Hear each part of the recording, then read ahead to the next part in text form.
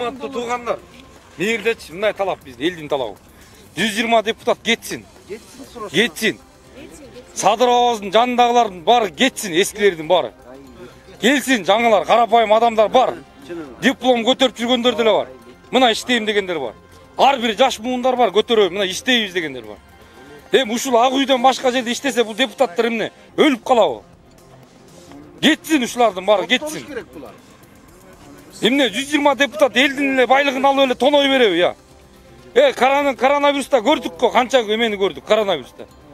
Элдер кыйналып, элдер кулап калып, депутаттардын баары каникулга чыгып кетти го. Элдерге шылдың кылгас 5 килограммдан ун таратышты. Депутаттар жашайт депсиз. Бизге эмне кереги бар ал депутаттарды? Бул эски депутаттардын баары кетсин, ошол биздин талабыбыз. Люстрация, жаңылар келсин. Мына отурсаңыз карапайым адамдар, көп адамдар жүрөт, карапайым адамдар. Диплому бар, үйүндө чаң басып жатат дипломдор. Сандыгында жатат. Сандыгында жатат. Ошол окшогондор келип иштесин. Садыровга жардам берсин ошолор. Жаңы президент келсе ошого жабышып атышат. Эртең баарын ушулар жаманатты кылат элге. Ушулар жаманатты кылып президенттен биз жаман көрүп дагы митингге чыгабыз. Ошондуктан эскилердин баары кетсин, талап ошол. Баары кетсин, эскилердин баары болду. Талап ошол биздин. Жаңылар келсин. Бай кыргыз эли мындай болуп атат да. Мына 30 жылдан бери кыйналып, балдарыбыз каяктан бери тентиди. Дүйнө жүзүнүн баары кыргыздар болуп кетти да. Эми ушул себептен мына канча жылдан бери Садыр Нуркожоевичти колдоп, ушул кишини түрмөдөн чыгарып, мына президенттикке жакшынакай кылып шайлап алдык. 79%. Анан эми урматтуу депутаттар, силер улуу урматтуу болуп кеттиңер да, Кудайдан да кымбат болуп кеттиңер, кетпейсиңерби? Элди кыйнабай. Мына ушинтип отуруп, мына бүгүн бир 100дей бала туру, эртең 2000дей болот, бүрсү күнү 20000дей болот, өзүңөргө жаман болот. Урматтуу депутаттар, кеткилечи, кыргыз элин ыйлатпай. Улукбек Нарипов, чыгып элге жооп берип кой, эркексиңби? Эгер кыргыз болсоң, жооп берип, акырын немеңди тапшырып туруп, премьерликтен кеткиниң, элдин баарын кыйнабай. Бир эле ноокат кыйналган жок, кыргыз элин баары жаман болуп атат. Мына балдарды карагылачы, жаш балдарды. Көзүн агыстыңар го, балдардын көзүн агыстыңар го. Дагы силерге эмне керек? Үмүттөгөн бараны өлтүрүп койдуңар го, Мына кече күнү YouTube'да жүрөт, интернетте жүрөт. Сооронбай Жээнбеков аялын алып кетти Турчияга деп. Эгер чындык болсо туура эмес. Садыр Нуркожоевич, силерден суранарыбыз. Ушул элди сактайм, ушул элди багам, ушул элдин мүнөзүн аткарам деп келдиңизби? Жаныңыздагы кошоматчылардан арылыңыз. Бир эле көйгөй ноокатта болгон жок, бардык жерде болуп атат. Биздин Кара Орада да, Таласта да болуп атат. Мына эртең 5-нде жер үйдө чоң чогулуш болот. Же нары кылабыз, же бери кылабыз. Бөркүңөрдөй көргүлө. Таластыктар эртең 5-нде чогулабыз. Ошол жерден көрсөтөбүз, жер үй же нары болот, бери болот. Мына кумтөрдүн азабын, нарын эли. Плюс мына Казакстанга уже жете баштады. Канча деген балдар жок болуп кетти. Канча деген балдар тупурактын астында калды. Ошо тупуракка Куран окутуп койдуңар го. Айбанчылык кылдыңар го, депутаттар. Бүгүнкү Шарипов, Марипов болуп атканда мүмкүн силерге тыйын бергендир. Аларыңар аш болбойт, кол коңорго тыгылат жакында, Элди мынчалык кыйнабай, мына балдарды, ошердеги жаштарды, чогулуп аткан элди мынчалык кыйнабай, ушул акылыңардын баарында турган турпатыңарда көтүңөрдү кыскыла дагы кеткиле. Жаман болосуңар, 2-3 күн калды, жаман болосуңар. Эл дагы келет. Үйүңөрдөн таап алат. Иса. Ким эле Исанын немеси? Өмүркулов. Сен качан тоёсуң? Акмак. Өлөрүң аз калды го, Кыйналбай өлсөңчү. Мына карачай мине кылып койдуң, мына элдин баарын чуулдатып, каяктагы бир Марипов тап келип туруп. Ассалому алейкум, менин атым Руслан, жети тууган кыргыз эли ынтымагынан болом. Биздин максатыбыз эмне?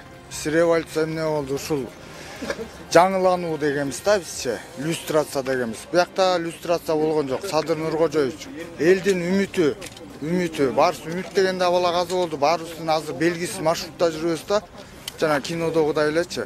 Баарыбыздын үмүтүбүз бир гана Садыр Нуркожоевич, сизге бердик, сизди шайладык.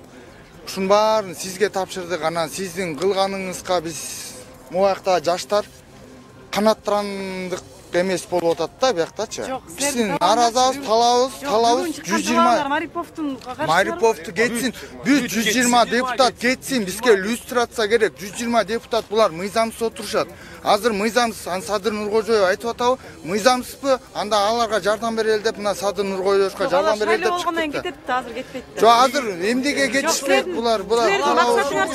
Силердин максатыңар деген азыр Мариповго каршы чыгып каршы ошол жөнүндө сүйлөп бериңизчи. Бизге Мариповдун кереги жок. Мындай кандидаттын кереги жок. Анан ал Марипов 3 ай иштеп, анан тиги болуп, бул болгуча биз келип, андан көрүп тиги жана ким эле боло берсин, берки мурунку эле, андан кийинки жаш Новиков эле боло берсин. Бизге кереги жок аныңчы. Азыр чындан кийин Фамилияңар, атыңар ким? Руслан Жумадилов. түрдүү пикирлер айтылып атпайбы? Анан ушундай нааразычылык акциялары болбош үчүн, бардыгында жапатырмак бир муштумга түйүлүү үчүн кандай кылыш керек? Мисалы, буга чейин деле мынакей депутаттардын саны 90го кыскарат деген пикирлер айтылды. Министрликтер бириктирилет деген жана тазалаш керек да, жаңыларын коюш керек.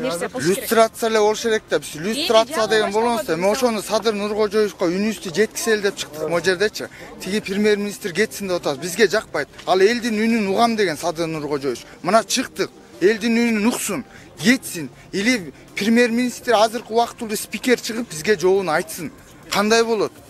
А биз ал тиги 120 депутаттын эмеси менен эле биз өткөзө бербейбиз аларды. Бизде эл турат, мына канча жети дубан кыргыз эли ынтымагы турат могу жердечи. А бизге биз аны кайдыгер карап, биз кайра 4-революция, 5-революция деген күтпөйбүз. Бизге жетет. Баарыбыз уже түшүндүк. 30 жылдан бери бизди жыргатпаган, эми келип жыргатышабы? Кыргыз элим. Ушул эле болуп атпайбы? Бир чакка менин кереги жок. Мен суранарым. Садыр Нуркожоевдон суранам. Муфтийден суранам. Ушу биздин казиятыбыз, муфтийбиз биздин. Анан биздин байкебиз бар. Камчы байкеден суранабыз.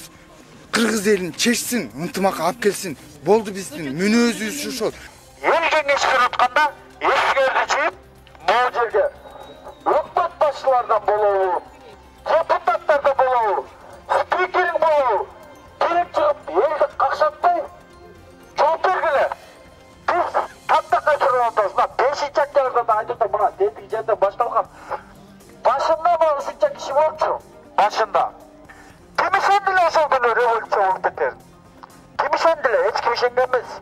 Элдин наразычылыгы азыр бүгүнкү күн башталып атат. Бирок бүгүнкү күн революция эмес. Бирок бүгүнкү күн наразычылык биринден бир себеп болуп башталып атат бүгүн. Биринчи себеби бул Марипов болуп атат. Биринчи себеби Марипов. Бул кичкене кызмат эмес. Бул президенттен кийинки кызмат. Премьер-министр деген бул президенттен